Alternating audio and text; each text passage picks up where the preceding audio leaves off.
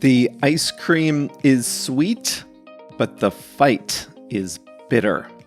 Hi there, everyone. It's Jeff, and this is the very first lesson of our next 500. How about that? And thanks to all of you who watched us on the live stream on Saturday. We posted the audio to your Spotify and podcast feeds on Monday, but the video is posted up there at plainenglish.com/500. Check that out if you have not done so already. It was tons and tons of fun. I'm recording this late this week on Tuesday, and I still have those lesson 500 decorations up in my office. But no rest for the weary. JR and I celebrated a little more after the stream. You can't just leave a partially consumed bottle of champagne open in the refrigerator, even if it is only 9 in the morning. But we're back to work, back in our comfort zone, audio only. And this is lesson 501. You know the deal. The full lesson is at plainenglish.com/501. What is your favorite Ben and Jerry's ice cream flavor? Mine is chocolate chip cookie dough. I could eat that all night, and I have. But not everything with Ben and Jerry's is pure deliciousness, and that's what we'll explore on today's lesson and on Monday. We have a phrasal verb in the second half of the lesson. We'll use the expression come in to describe varieties. JR is back with a song of the week, too. Let's do this.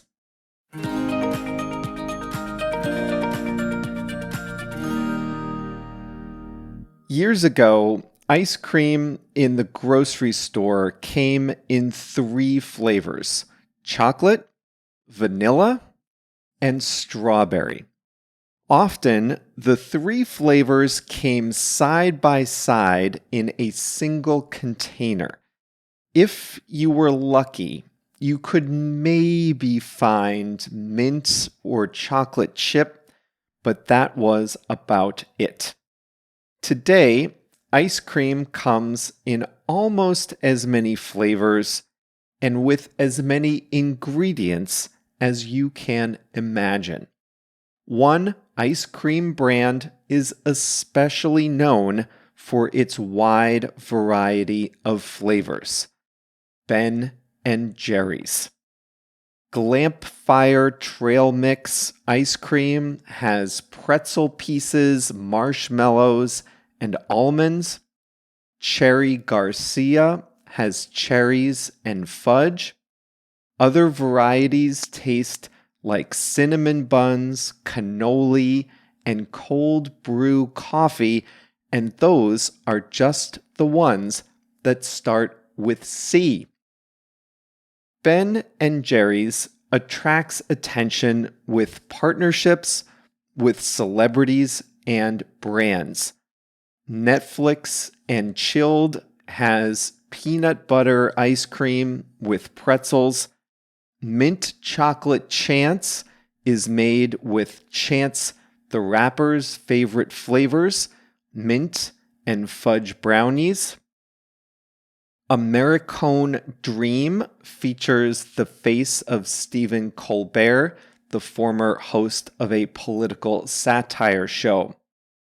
But Ben and Jerry's is also known for something else: its social and political activism.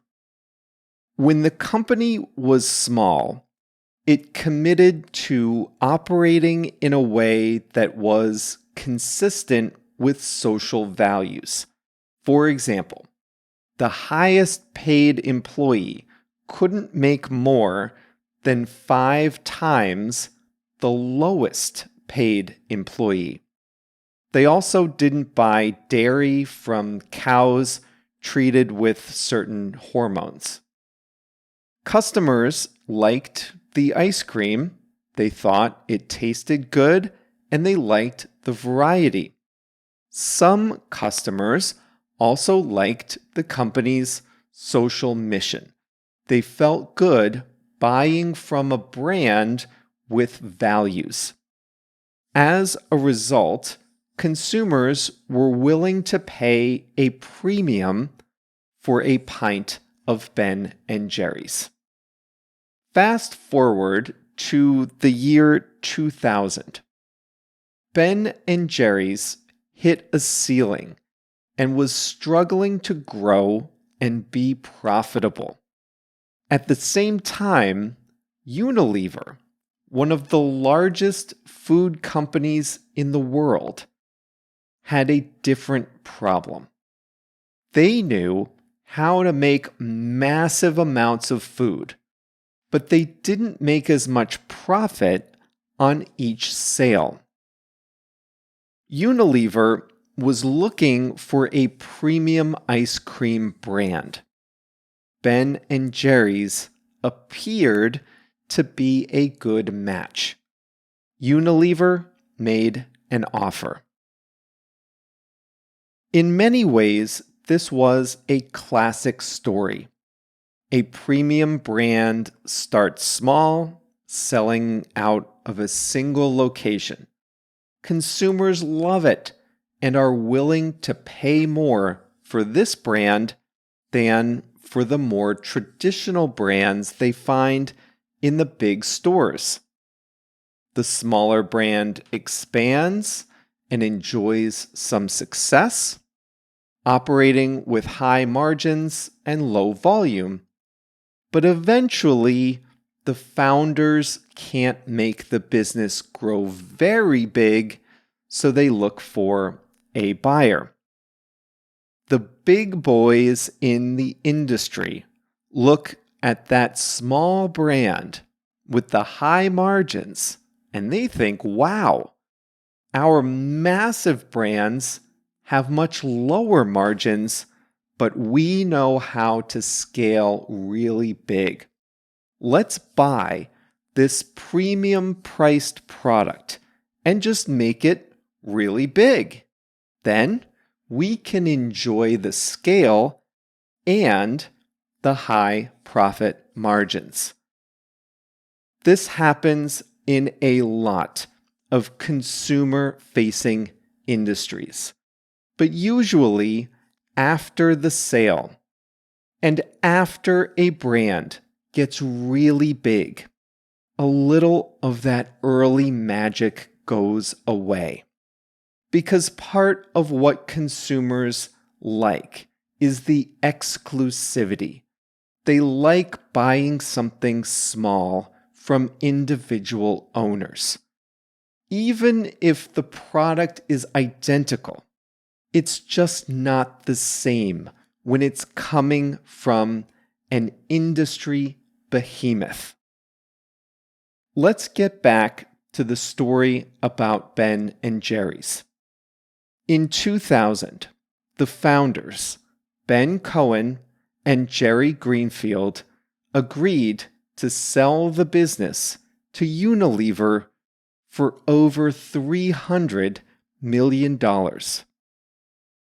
But they had a strange request. They proposed that Ben and Jerry's be owned by Unilever, but that it maintain its own board of directors. And that special Ben and Jerry's board would have control over the brand, marketing, ethics, and social mission. Not only that, but Ben and Jerry themselves would be on that board at the beginning, even after selling the company. In other words, Ben and Jerry were saying, we'll sell you the business, but you have to let us and the people we appoint have control over the company's image and mission, even though we won't own it anymore. It was a strange deal, but Unilever said yes. And now, 22 years later, it has blown up in their faces. Ben and Jerry's individual board of directors has sued its parent company over ice cream sales in the West Bank, territory disputed between Palestinians and Israelis. The foreign minister of Israel got involved. So did big pension funds and investors in the United States. The warm and fuzzy Ben and Jerry's brand that everyone liked was in the news for all the wrong reasons. That conflict is what we'll talk about on Monday.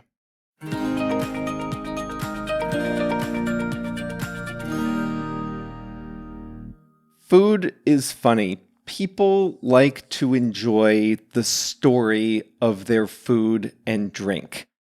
There's a brand called Kind Bars. They're in dozens of countries, so you might know them. It was a similar story. They were small, done in small batches. People thought it was a craft. They are good. I used to buy them. And Mars bought the company in 2020, and now you see Kind Bars everywhere, and it just feels a little less special. This happens a lot with craft beer in the US. Brewing is a capital-intensive industry. If you want to brew more beer, you need to buy expensive equipment and then pound the pavement to get distribution agreements, get in those big restaurants, grocery chains, whatever. It's not easy to start a brewery, and it's really not easy to expand beyond a local area. So a lot of small breweries start up, people like them, and then later they're bought by a big brewer and the customers revolt. All of a sudden, it's not authentic enough. The owners sold out. I never blame a company for selling to someone big. The owners created something from scratch. The world is better because their product is in it. They deserve to reap the rewards. But if they sell it, if they cash that big check, they need to let go of their baby. And Ben and Jerry didn't want to do that, and it worked for a while, but it's a big mess now. Just wait until you hear the full story on Monday.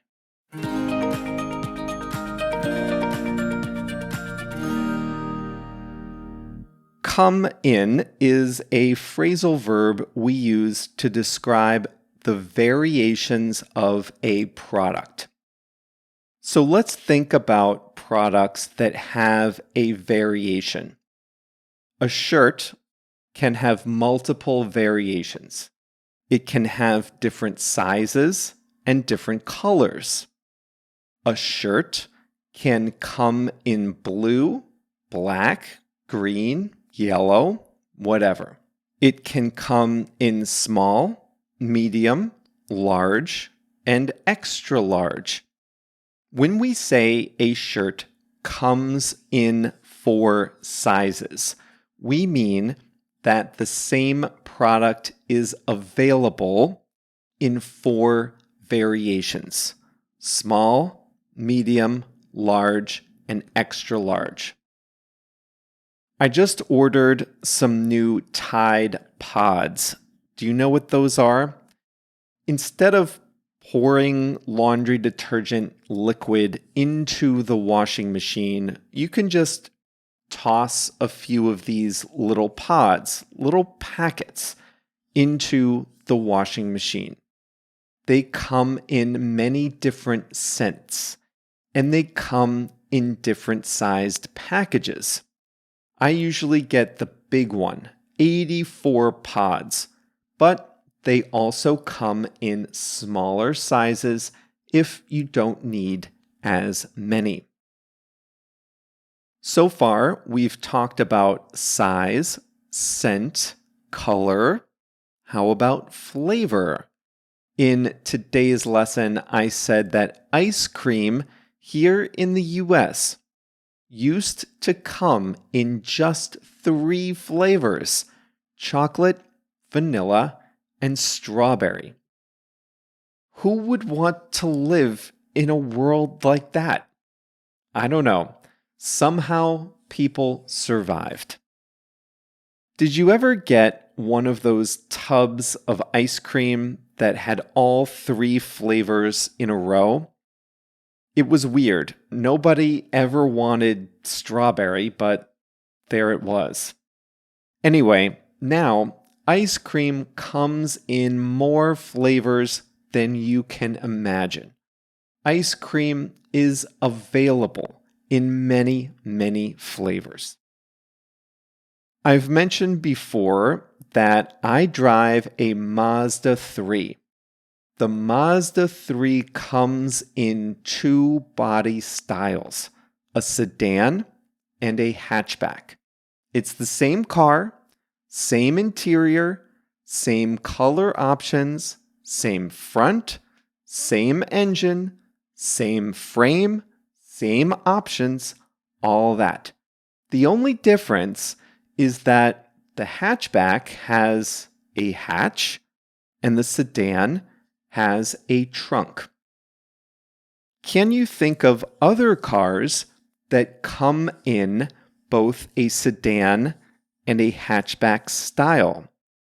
The names might be different where you are, but the Toyota Corolla now comes in both a sedan and a hatchback. The Honda Civic also comes in a sedan and a hatchback. If you want to say that there's just one variation available, like you might think or expect multiple variations, but there's only one variation, you can say it only comes in. So the Volkswagen Golf is a great example. That only comes in a hatchback. That's the only body style available. You can't get any other. You know, the Mazda 3 comes in a sedan and a hatchback. That's not true for the Volkswagen Golf. The VW Golf only comes in a hatchback. There is only one variation available. Sure, it comes in many colors, but it only comes in one body style. There's a funny saying in English about the Ford Model T, the big first mass market car. The saying goes like this: you could get the Model T in any color you wanted, as long as you wanted it in black. That's because the original Ford Model T only came in black. Today, cars come in lots of different colors, but that original Model T only came in black.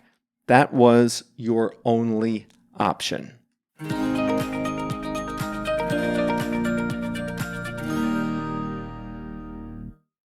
JR is back for a Song of the Week. Did you enjoy meeting him on Monday for the 500th episode? He did great, right? Well, he's back behind the controls and he has selected Drive by the electronic music group Clean Bandit and the German DJ Topic. The video shows a truck driver performing in the cab of his truck as it goes from the country to the city to outer space. Drive by Clean Bandit and Topic is the song of the week from JR. Well, as we conclude here, I want to say a special thank you to all of you who recorded videos for the special 500th lesson. I am in shock at how many of you participated, and I loved hearing your stories. I've left testimonial videos for other brands myself, and it's not easy, and that's in my first language.